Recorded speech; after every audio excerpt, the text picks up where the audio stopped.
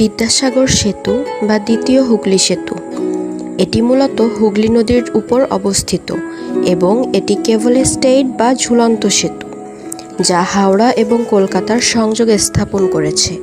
এটি কেবল ভারত নয়, এশিয়ার দীর্ঘতম ঝুলন্ত সেতুগুলোর মধ্যে একটি। 1979 খ্রিস্টাব্দের 3 জুলাই এর নির্মাণ কাজ শুরু হয় এবং 1992 খ্রিস্টাব্দের 10 অক্টোবর এটি উদ্বোধন করা হয়। এখানে 2টি ইস্পাতের কাঠামোযুক্ত কংক্রিটের ডেক ব্যবহার করা হয়েছে। এর দৈর্ঘ্য 822.96 মিটার এবং এটি নির্মাণে 388 কোটি টাকা ব্যয় করা হয়েছিল। হাওড়া ব্রিজের উপর চাপ কমানোর জন্যই মূলত এই সেতুর নির্মাণ পরিকল্পনা করা হয়।